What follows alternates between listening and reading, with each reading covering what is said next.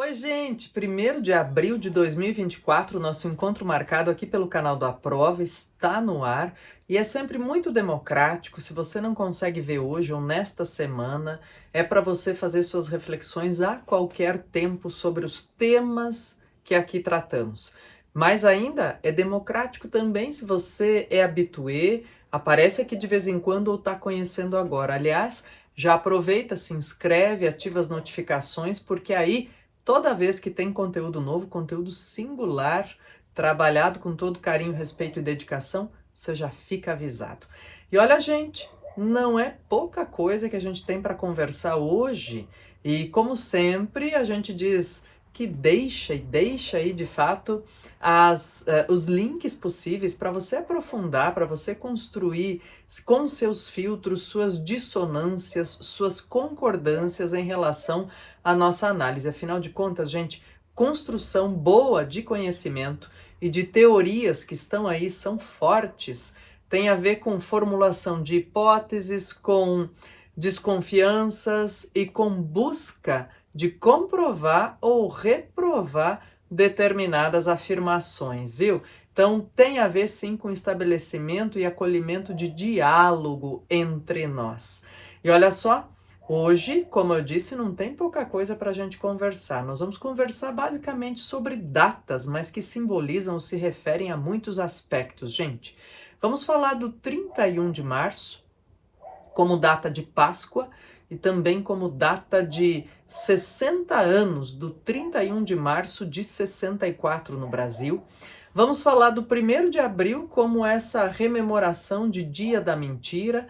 Vamos falar do 2 de abril, para fazer menção, gente, da força, da vigor, a um pensamento, a rede de apoio, a estabelecer conexões sobre transtorno do espectro autista. Então tem muita coisa para a gente conversar. Eu vou começar logo falando sobre esses 60 anos, gente, do 31 de março de 64, porque de acordo com o tipo de desdobramento ou de viés de análise que se faz, a gente vai encontrar por aí golpe militar, golpe civil-militar, revolução cívico ou civil-militar, vai encontrar adjetivações das mais diversas. O que eu quero te chamar a atenção é que sempre essas adjetivações têm a ver com as percepções, com as experiências, com os pontos de vista levantados sobre a história. E isso é fundamental quando a gente estuda qualquer aspecto, pessoal, que a gente tenha em mente que as narrativas, as experiências, as características são muito diversificadas e principalmente que quando a gente vai se afastando cada vez mais de um momento histórico, por mais concreto, por mais documentado que ele tenha sido, a gente tende a embotar, a apagar determinadas circunstâncias. E isso não é só nosso, isso é no mundo todo.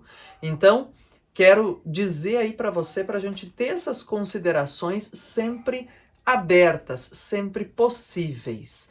E olha só, daí vamos pensar o seguinte, gente, órgãos de imprensa, analistas nacionais e internacionais falaram e falarão sempre e muito sobre essas datas, né? Inclusive construindo aí seus pontos de vista, trazendo possibilidades de observação que de repente a gente nem fazia ideia de que estavam em pauta ou que havia no entorno na época desses acontecimentos. Eu quero aproveitar para singularizar nossa observação, pessoal, para falar um pouquinho sobre um triângulo possível aí. Olha só, democracia nesse processo todo como ponto de partida aí desse 31 de março, um pensador brasileiro contemporâneo que eu já mencionei aqui, que é um estudioso de neurociência, ele é professor da Unifesp, chamado Álvaro Machado Dias, e nada mais, nada menos, gente, do que um ganhador de Prêmio Nobel de Economia de 2002, chamado Daniel Kahneman, que escreveu essa super obra-prima, e quem está chamando assim não sou eu, é o Financial Times, gente, então tem argumento de autoridade aí, e ele faleceu essa semana, no dia 27 de março.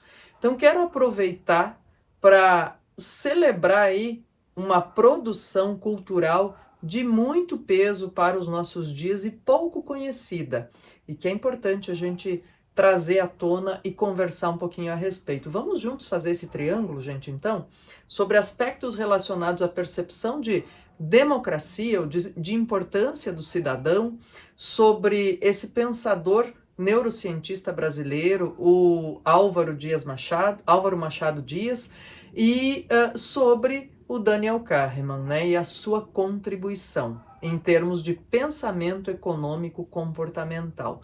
Puxa vida, tem tanta coisa aí, eu só vou trazer mesmo para ficar no clichê, né, gente? As pontinhas dos icebergs, tá bom? Olha só, aí se diz assim, Cleusa, como é que a gente pode medir uma democracia? Como é que a gente pode entender se um país é democrático ou não? Gente, o leque vai desde a possibilidade de eleger nas urnas os representantes até a igualdade de poder político entre os cidadãos.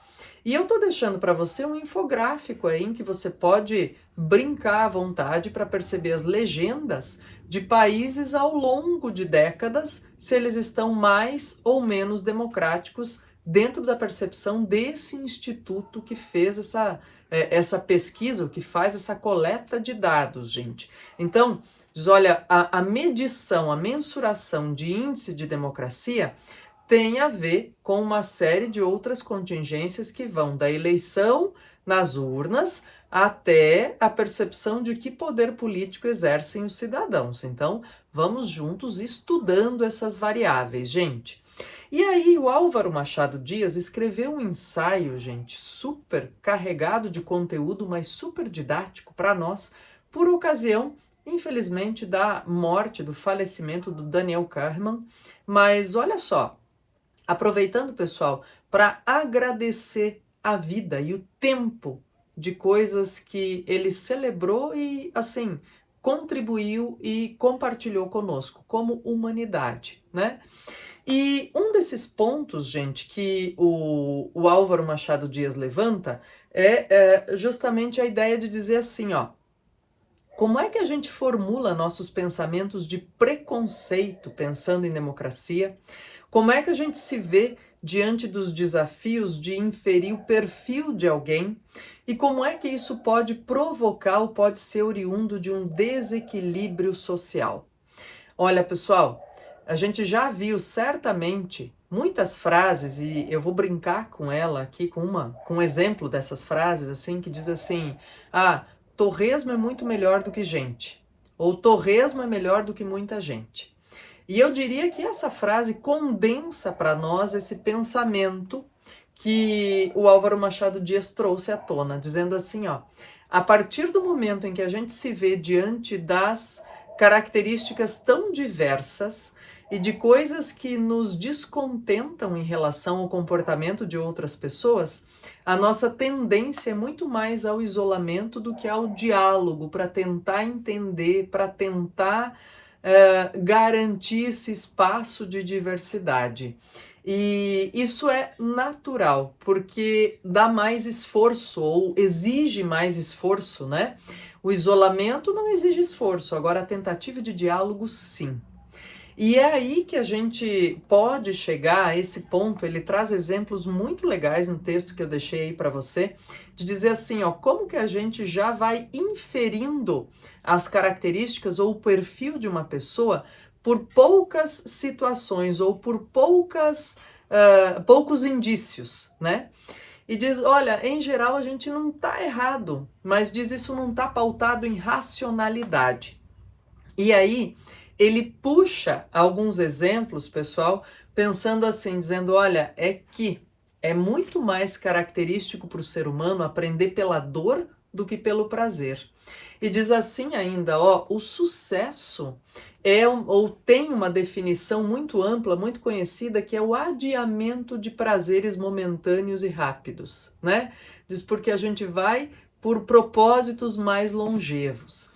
É o que traz aqui também o Daniel Kahneman, pessoal. Então, tô fazendo essa correlação para a gente entender um pouquinho, pessoal, às vezes até dessas dissonâncias ou dessa polarização que a gente costuma perceber não só no Brasil, viu? dessa polarização que é preconceituosa e generalizante em relação a posicionamentos políticos de pessoas comuns. Nem tô falando das pessoas que são os representantes eleitos pela população. Então, é bem bacana, ó, já fomos do ponto aí pensando na data do 31 de março, ao texto, a esse ensaio joia do Álvaro Machado Dias, e vamos para o pensamento do Daniel Kahneman. Em que momento vamos falar disso, gente? No momento que, por exemplo, olha só, o atual presidente da República disse assim, não vamos, ele vetou, né, isso foi trazido a público, manifestações ou envolvimento dos seus ministros em manifestações específicas sobre os 60 anos dessa data do 31 de março. Aí a gente tem que mais ou menos 60% apoiaram essa posição conciliatória, mais ou menos 33% reprovaram e acho que menos de 10% não souberam opinar. Isso tá para você aí nos nossos links também. Aí eu vou falar um pouquinho de posição conciliatória e de leitura, gente, de índices ou de percentuais quando a gente fala de uma pesquisa. Não é a primeira vez que eu falo disso. Quando a gente trata de pesquisa, eu tenho trazido à tona sempre que a gente vai falar aqui sobre, por exemplo, pesquisas eleitorais, gente. E eu já trouxe várias outras referências dizendo assim, ó, não dá mais para fazer pesquisa eleitoral no Brasil e no mundo só perguntando assim, você vota em quem? Precisa traçar um perfil desse eleitor que está respondendo que vota em fulano, beltrano, cicrano, enfim. Né? Precisa traçar um perfil para ver a tendência de voto. Eu nem diria para ver o voto, mas a tendência de voto. E por que estou dizendo isso falando dessa aprovação ou reprovação de um veto a manifestações públicas dos seus ministros, de um veto presidencial feito agora na última semana? Porque olha só, deixa eu contar para você aqui, ó. O Daniel Kahneman traz para a gente na página 145 desse livro, como eu disse, é incrível, gente, nós precisaríamos, deveríamos ter mais conhecimento, utilizar mais essa pesquisa ou essas tendências de análise nos nossos dias. Ele diz assim, ó, uma tendência a confiar em vez de duvidar. Supondo, tá? Em uma pesquisa por telefone com 300 pessoas da terceira idade, 60% apoiam o presidente. Se você tivesse de resumir a mensagem dessa frase em exatamente 3 palavras, apenas 3, certamente você optaria por velhos apoiam o presidente, fazendo uma manchete, né?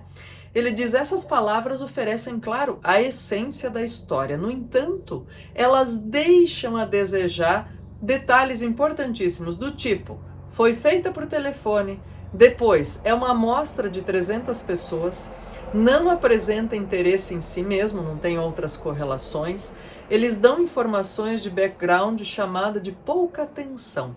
Gente, olha, eu trouxe aqui só uma das reflexões e que pode ser feita, por exemplo, sobre contemplando números de aprovação ou reprovação de um líder, de um representante popular. Veja só quanta coisa, e por isso eu disse que a gente ia fugir da única e exclusiva análise da manchete, 60 anos disso ou daquilo. Que a gente ia trazer um triângulo aqui que faz bem para nossa reflexão e construção de conhecimento. Gente, democracia, medição de índice de democracia, um pensador contemporâneo que vale a pena a gente conhecer melhor, que é neurocientista, então não é qualquer coisa que a gente possa, às vezes, duvidar, desconfiar, né? Ou dizer assim, será que esse cara que a Cleusa está citando é uma referência? Dá uma olhada no currículo, gente, que vai valer a pena mesmo. E outro que nada mais, nada menos, há 22 anos ganhou o Prêmio Nobel de Economia, que é o Daniel Kahneman, que nos deixou na semana passada. Agora, também aproveitando o 31 de março, gente, quero fazer menção ao pedido contumaz, né, do Papa Francisco na celebração de Páscoa, de libertação de reféns, de cessar fogo em Gaza e fazendo outras referências na sua bênção Urbi et Orbi, que é essa bênção para a cidade e para o mundo, essa bênção universal que o Papa costuma dar com mote a uma determinada temática na Páscoa e no Natal, né?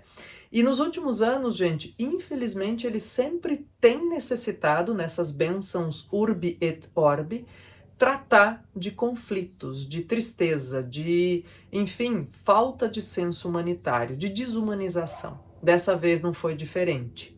Também quero aproveitar falando aí do Dia da Mentira, pessoal, que é neste 1º de abril. Olha, gente, não é de hoje e ele serve para a gente fazer uma reflexão assim, ó, pensando nesse elemento histórico. Eu estou deixando o link aí para você conhecer, se ainda não conhece, relembrar se já conhece essa história de uma espécie de fake news controlada, produzida por um jornal, lá ainda no século XIX, para testar essas correlações de entendimento do que era verdade, o que era mentira, e se as pessoas acreditavam ou não no que estava publicado. Gente, então olha, se a gente fala tanto de fake news hoje por conta, né, das produções virtuais rápidas, vou dizer para vocês e repetir, isso não é de hoje. A gente adora um boato, uma fofoca e aquilo que é muito mais estridente, né? E por último, não menos importante, pessoal, deixei aqui vários links de informação sobre este 2 de abril, instituído desde 2007 pela ONU, como esse dia de a gente lembrar, estudar, entender, se solidarizar e incluir pessoas com transtorno de espectro autista no mundo. E principalmente, pessoal, fazer rede de apoio às famílias. Então, diz assim, ó, se nunca tinha ouvido falar, aproveita, acessa os links e conheça mais. Se já tinha ouvido falar ou deixado para lá, olha, gente, é importante, é imprescindível que a gente conheça até para entender como acolher crianças e adolescentes, né, que têm esse tipo de necessidade.